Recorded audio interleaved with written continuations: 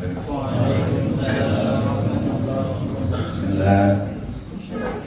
Alhamdulillah alladzi amarna bil jihadi fi sabilillah bil mali wal quwwati wal fikri wal lisani wa da'wah.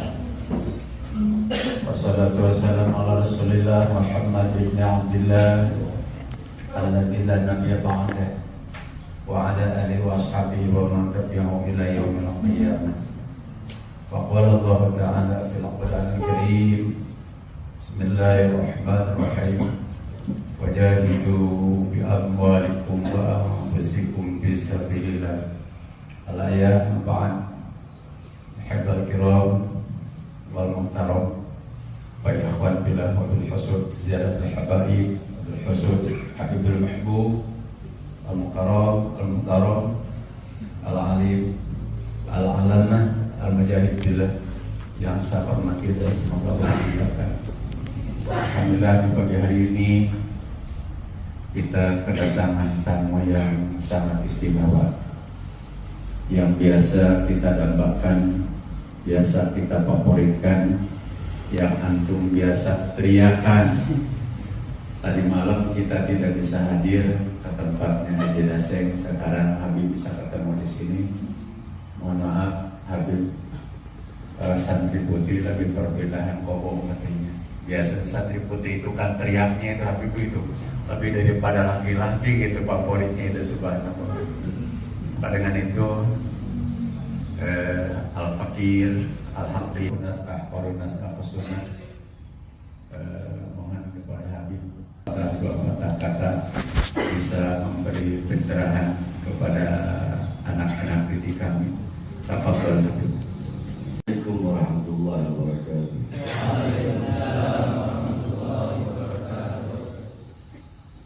Alhamdulillahi bil jalali wa syaril harami wal halali. Allahumma salli wa sallim wa barik wa karrim wa adzim ala miftahi bab rahmatillah ala rafi ilmillah salatu wa salam ala imani bidawami mulkillah wa ala alihi wa sahbihi wa sallim ala kulli dharatin al-fadl rahmah ba'd.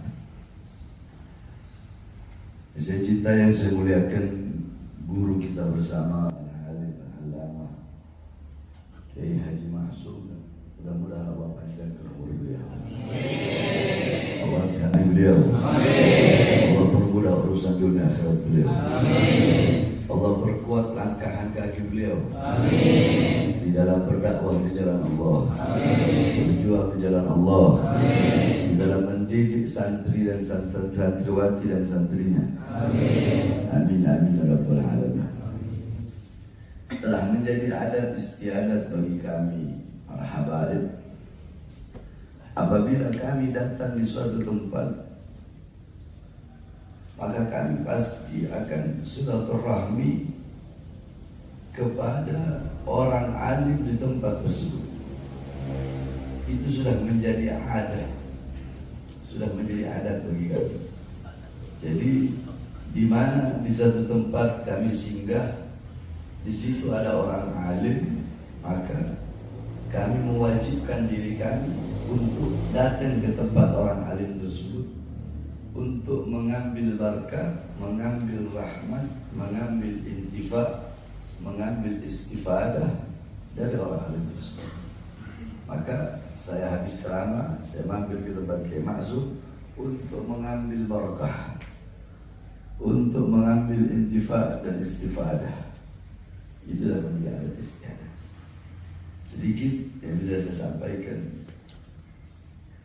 Alhamdulillah kita berada di hari Senin. Ini hari Senin, hari yang penuh dengan kemuliaan, hari yang penuh dengan keutamaan,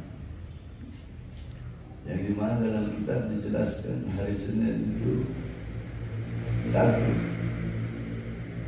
adalah hari kelahiran makhluk yang paling mulia, yaitu hari kelahiran baginda Nabi Muhammad.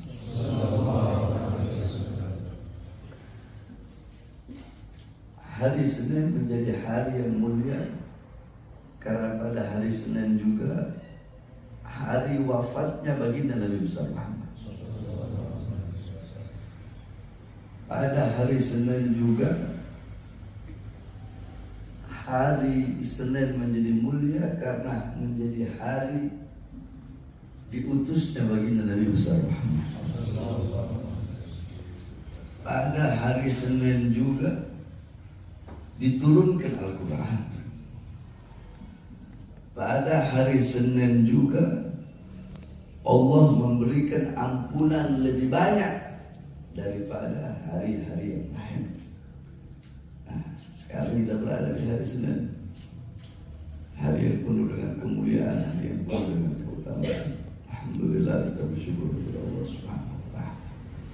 Wasiat saya bagi para santri-santri, saya sampai sekarang tetap santri. Seorang murid pernah bertanya kepada gurunya, wahai guru, sampai kapan saya harus menuntut ilmu? Selama kau hidup, selama itu kau harus menuntut ilmu.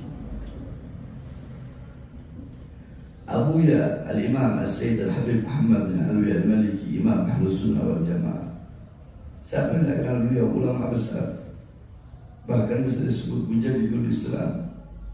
Setelah kurun Habib Ahmad bin Umar bin Smith, kurun Habib Abdullah bin Al-Haddad, 100 tahun kemudian kurun Habib Ahmad bin Umar bin Smith, 100 tahun kemudian, bisa jadi beliau adalah Mujaddidul Islam. Kitab Fatwa Rahman Masyhur, setiap kurun 100 tahun itu ada Mujaddidul Islam. Mujaddidul, yaitu adalah Khalifah Umar bin Abdul Aziz. Terus sampai ada Imam Ghazali bila khilaf, terus sampai terakhir Habib Ahmad bin Umar bin Smith yang punya kakek. Terus 100 tahun ke sekarang mungkin beliau Abu Yamin. Nah, beliau berkata, sampai sekarang aku masih mencari kalau ada orang yang ingin mengajariku ilmu. Padahal beliau ulama besar. Dan beliau berkata, sampai sekarang kalau ada yang mau mengajariku ilmu, aku ingin belajar. Jadi anak tetap santri. Ente orang keluar dari sini, ente menjadi ulama besar, tetap santri. Nggak ada cerita. Kita semua adalah santri. Wasiat sebagai sesama santri pertama, Al-Imam Asy-Syafi'i radhiyallahu anhu, sebagaimana yang orang semua ketahui, di dalam diwannya beliau berkata, ya, apa kata beliau dalam diwannya?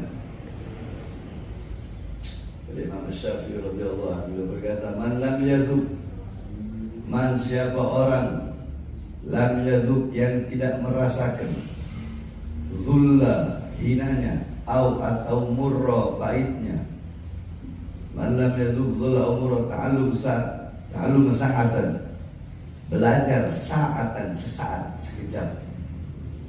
Sesaat di situ menurut para ahli lughah, yakni bermakna mafhum mukhalafah, pemahaman terbalik. Jadi bukan menuntut ilmu itu cuma sebentar, enggak, tapi bermakna dulu zaman, dengan makna dulu zaman, dengan waktu yang panjang. Cuma Imam Syafi'i mengatakan sesaat di situ karena dunia. Kita kan menuntut ilmu di dunia. Dunia saat, dunia ini cuma sesaat, dunia ini cuma sekejap. Cuma jangan diartikan menuntut ilmu sesaat. Oh ya udah cukup setahun aja, bukan begitu maksudnya. Mafhum mukhalafah, pemahaman terbaliknya dulu zaman. Menuntut ilmu itu dengan waktu yang panjang. Sebab itu salah satu syarat daripada menuntut ilmu. Nah, mana besok siapa orang tidak mau merasakan manis, tidak mau merasakan pahitnya, susahnya, capeknya, laparnya, sakitnya menuntut ilmu, maka tajarra'a fi bil juhli tulah hayati. Maka dia akan merasakan kebodohan seumur hidupnya. Jadi di sini Imam Asy-Syafi'i mengajarkan kepada kita, namanya santri ngaji, namanya orang belajar itu nggak enak. Siap capek, siap susah, siap lapar, kuras tenaga, kuras pikiran. Kalau mau enak jangan jadi santri. Kita harus mutola'ah, kita harus murojaah. Bagaimana kita orang dulu, anak waktu dulu masih jadi santri. Zaman dulu kita orang gak ada uang buat beli balsam. Cabai itu anak ulet, anak taruh di mata. Anak murojaah, kita buka di motor Hadramina. Minhajul Abidin, Minhajul Talibin, buat imtihan, buat ujian. Bagaimana ulama-ulama zaman dulu, susahnya mereka. Al-Imam Jarir Ibn Hashim selama 15 tahun beliau belajar di bawah cahaya bulan karena nggak punya uang untuk beli lentera.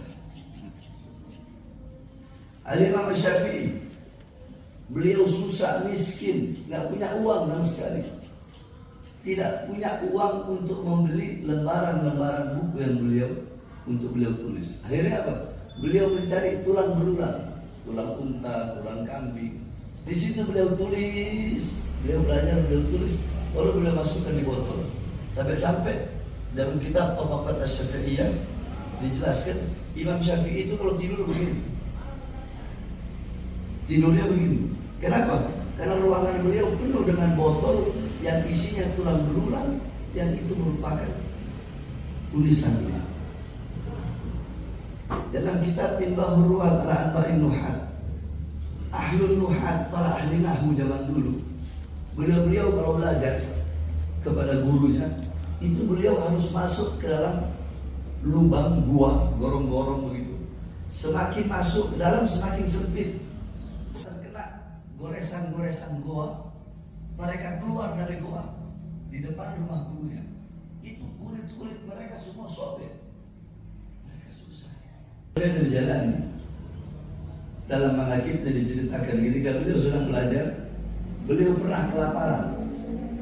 Beliau kelaparan sampai beliau merangkak untuk apa? Untuk makan pucuk-pucuk daun. Jadi nuntut ilmu itu susah. Nuntut ilmu itu capek.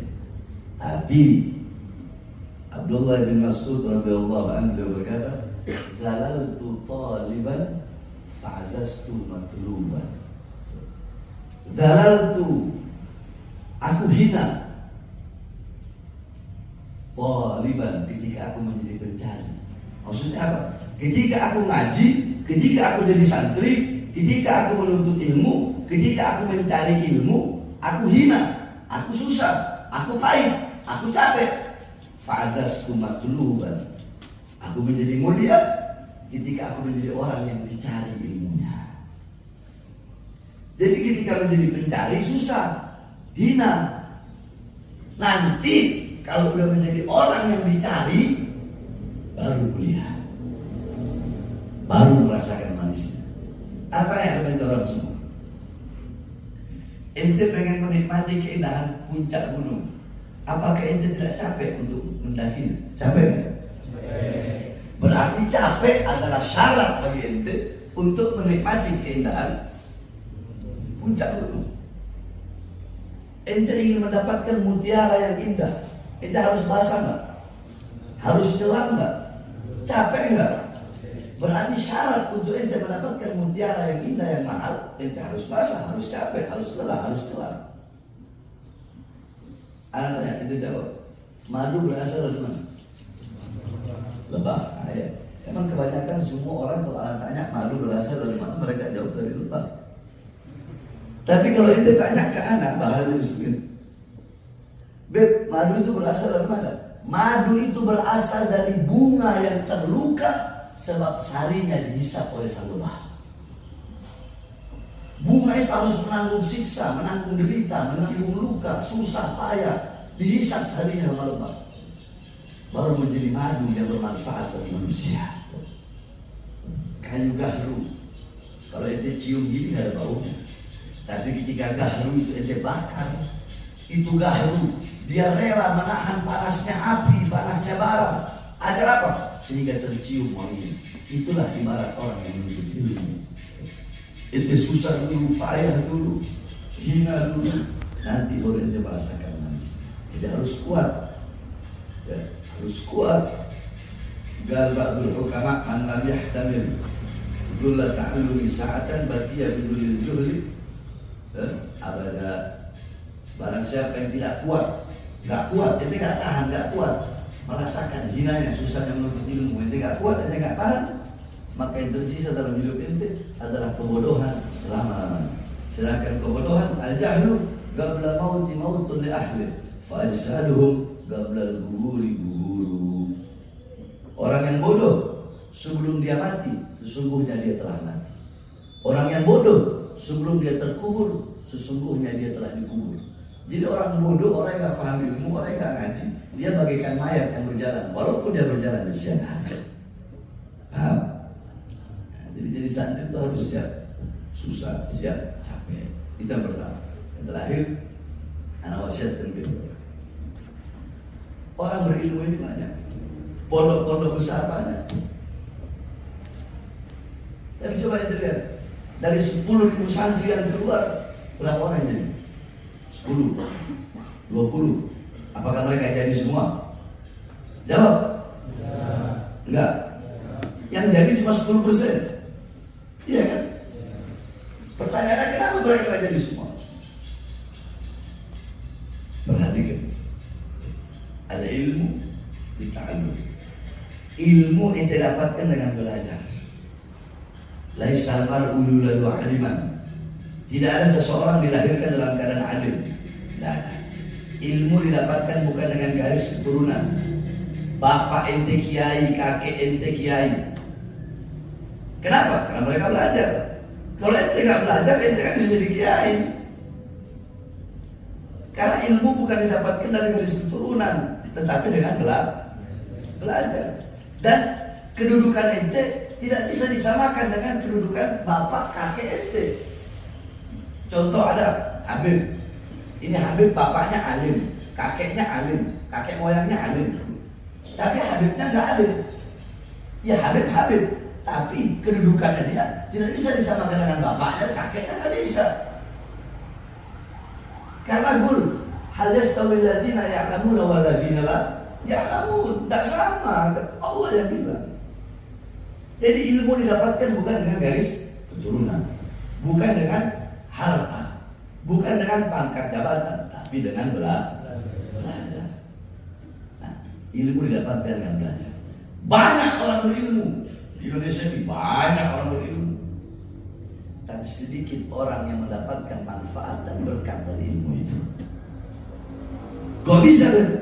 Karena ada syarat untuk mendapatkan manfaat dan berkat dari ilmu. Apa syaratnya? Al-ilmu bita'allum, an-naf'at,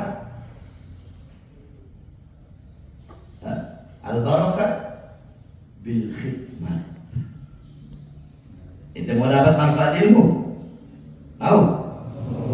Mau dapat berkah ilmu? Khidmat. Layani dia punya guru. Taat, patuh, tunduk. Apapun perintahnya, selama bukan perintah bermaksiat kepada Allah. Karena la ta'ata fi maksiatil la ta'ata li makhluqin fi maksiatil khaliq. Hadap sama guru, bagaimana cara berjalan, bagaimana cara mencium tangan, bagaimana ketika guru datang itu berdiri. Khidmat, layani guru punya ini. Hal-hal yang disukai sama guru lakukan, yang tidak disukai jangan lakukan. Taat sama guru, patuh pada guru, khidmat. Itu di situ, intinya di situ. Kami punya guru Abuya Maliki bilang, aku lebih suka, ahabbu ilayya, lebih aku sukai orang yang banyak khidmat sedikit belajar, tapi banyak daripada banyak belajar sedikit khidmat. Itu tahu khidmat kan? Kita pernah jelasin lagi. Khidmat sama guru, nyapu rumah guru. Itu di situ manfaatnya ilmu, di situ barakatnya ilmu. Kayak Khalil Bangkalan, guru di Kasim Sa'ad. Kayak Khalil Bangkalan, beliau belajar kepada Habib Abdullah bin Ali Al-Haddad, Sangin. Satu waktu ada orang pengen berguru pada beliau. Kata beliau, kamu pengen berguru sama saya? Kamu berdiri di bawah pohon itu, ya. Dan jangan kamu berpindah dari pohon itu, jangan duduk, jangan tidur, jangan melakukan apapun, berdiri aja di situ sampai saya suruh berhenti. Dan setiap ada daun yang jatuh, kamu ambil itu daun. Kayak Khalil ini bahasa bercanda. Pergi ke Khalil selama 3 hari. Kayak Khalil pulang, hujan badai. Ada orang di tersebut. Syekh Khalil panggil, sini nak. Kamu kan orang yang waktu itu santri, waktu itu yang aku suruh kiai. Terus ngapain kamu di situ? Kan kiai nyuruh saya buat ngambilin daun. Terus ya selama 3 hari saya ngumutin daun yang ada di sini. Saya nggak tidur, saya nggak makan sampai sekarang. Ya. Udah ente pulang, anak tanggung ilmunya ente, manfaat berkat pulang, gak usah belajar ente. Ente mau jadi di mana murid zaman begitu mas? Ada orang pengen belajar kepada Syekh Abu Bakar bin Salim.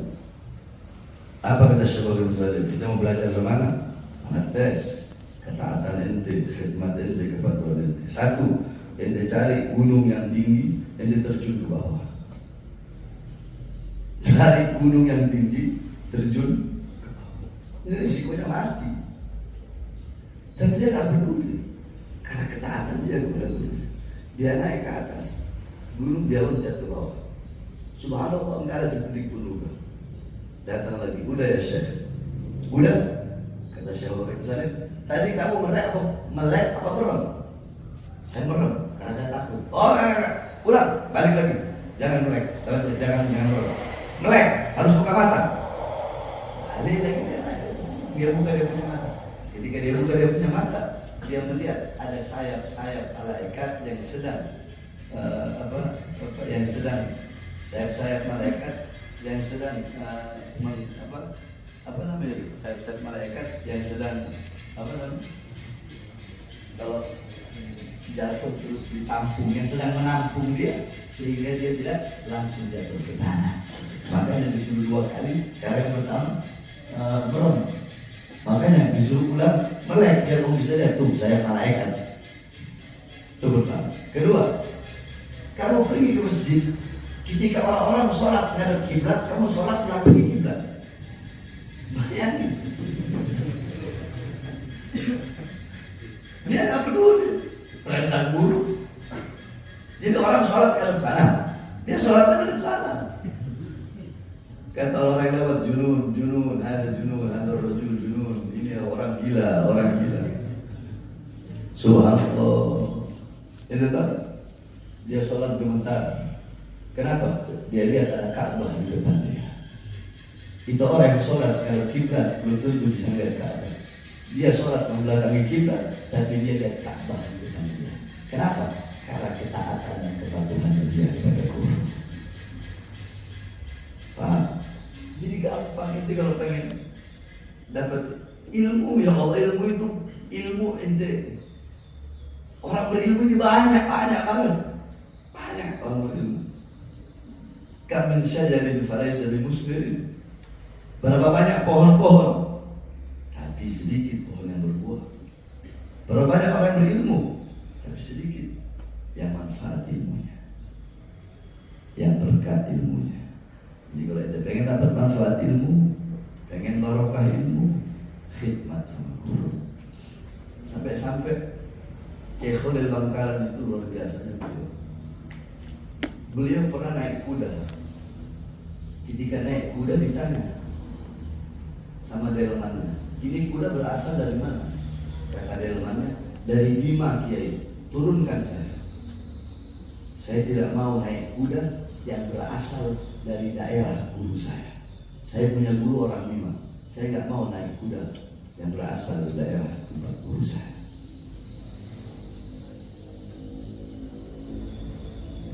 Ada seorang imam, lupa namanya, imam siapa, lupa. Intinya beliau lagi naik kuda. Ketika naik kuda beliau bertemu falah, beliau bertemu petani. Ini petani bilang, Ra'aitun Nawawi wa sa'altun Nawawi anil mas'alah kata. Ini orang, ini imam turun dari kudanya. Anaknya nanya, Abah, kenapa Abah turun dari kuda? Mana mungkin aku naik di atas kuda, sedangkan orang yang pernah melihat guruku dalam keadaan berjalan. Masa pantas aku naik kuda, tapi orang yang pernah melihat guruku dalam keadaan berjalan? Coba ente pikir, sampai segitunya penghormatan mereka kepada gurunya. Padahal posisi Imam Nawawi sudah meninggal. Jadi penghormatan mereka, takdim mereka bukan hanya semasa hidup gurunya saja. Walaupun gurunya sudah wafat. Contoh kami punya guru tua, Habib Idrus bin Salim Al-Jufri. Itu bandara di Palu sana. Dan anak mondok 12 tahun di akhirat. Baru di Darwa 4 tahun, di Tabligh Muslimin 3 tahun. Itu kalau kita mau hadir hall, itu kita orang abnaul khairat itu alumni khairat. Enggak ada yang naik pesawat. Kenapa? Karena kalau naik pesawat itu kalau landing sama take off pasti lewat di atas makam Habib Idrus, makam guru tua. Jadi kami naik kapal, naik mobil. Kenapa? Enggak mau ada di atas makam guru kami. Sampai segitunya akhlak adab dan penghormatan kami. Intinya di situ. Ente mau bahagia di akhirat, selamat di akhirat, manfaat di akhirat. Ente akhlak yang baik, adab sama guru, khidmat sama guru, insya Allah itu semuanya bakal jadi orang yang bermanfaat. Ana doakan ente semua berilmu manfaat. Ana doakan ente jadi alim. Alimun ya'mal bi'ilmi. Ente orang jadi ar-rasikhuna fil ilm. Ente orang jadi ulama semuanya. Ulama yang lurus, yang menyampaikan kebenaran, yang melawan kezaliman, yang gak bisa disuap, yang gak bisa dibeli, yang jangan jadi penjilat-penjilat pejabat, jangan jadi penjilat-penjilat aparat. Ulama yang lurus, istiqomah. Insya Allah semua murid-muridnya Kiai Maksum mengikuti jejaknya beliau di dalam dakwahnya. Ya, beliau yakni dinas cerita oleh khidmat Islam muslimin. Beliau menyebarkan dakwah, beliau pelayannya umat Islam.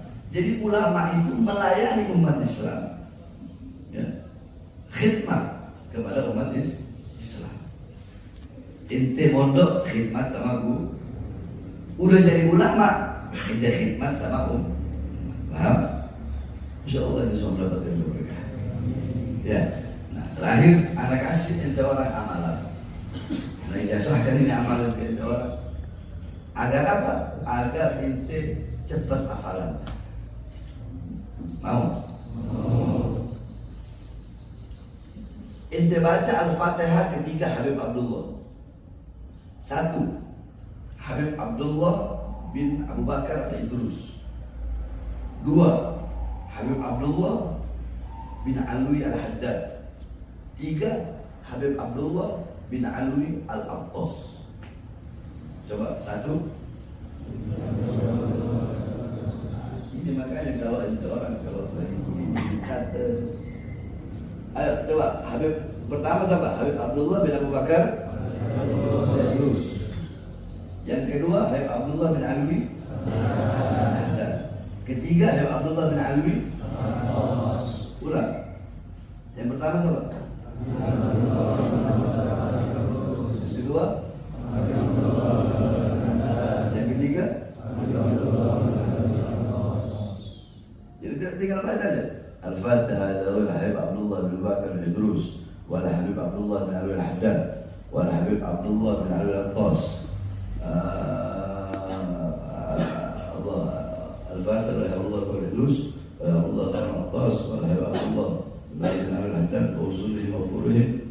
Allah yaghfir lahum wa yarhamhum wa yurja'hum fil jannah wa yanfa'una bi asrarihim wa anwarihim wa ulumihim wa nafahatihim wa karamatihim fid din wa dunya wal akhirah. Fatihah. Ya, bisa kan? Kayak rutin ada tahu rutin baca rutin ada kan? Nah, cuma ini 3 saja. Al-Fatihah ila Habib Abdullah bin Abu Bakar Idrus, wa Habib Abdullah bin Alwi Al-Haddad, wa Habib Abdullah bin Al-Attas. An Allah yaghfir lahum wa yarhamhum wa yu'li darajatihim fil jannah wa yanfa'una bi asrarihim wa anwarihim wa ulumihim wa nafaatihim wa karamatihim fid din wal dunya wal akhirah. Bismillahil Fatihah. Itu memperlancar ente lebih cepat hafalan ente. Itu satu. Kedua, kalau ente pengen cepat menjadi seorang ahli fikih, maka setiap hari Rabu ba'da sholat duha, botakin itu punya lagu. Insya Allah itu menjadi seorang ahli fikih dan cepat masuk itu ilmu. Ya, Anda jasahkan, Anda jawab semua ke pintu ya. Ayuhat talibin ma'had Miftahul Huda Utsman, ajastukum hadal ijazah. Ajastukum hadal ijazah kama ajazah li syekhi. Ikhlas lillahi ta'ala. Al'afu minkum. Assalamualaikum warahmatullahi wabarakatuh. Hasanah barokah nabiah, amin ya rabbal alamin. Sekian, terima kasih. Jazakumullah khairan. Wassalamualaikum warahmatullahi wabarakatuh.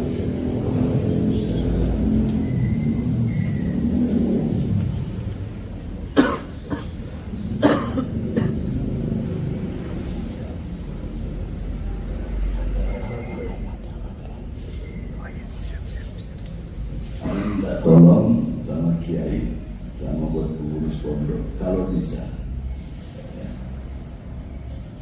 Kalau bisa, minta orang pelajari. Semua kita pelajari, tapi tolong khususkan dalam fikih Minhajul Talibin Imam Nawawi. Coba. Itu torigo kami habaib. Kami hanya kita menyarankan dalam fikih Minhajul Talibin Imam Nawawi. Syarahnya cuma pakai apa aja boleh. Tuhfatul Muhtaj, Nihayatul Muhtaj, apapun itu. Hasiahnya, hasiah syawani atau apapun itu.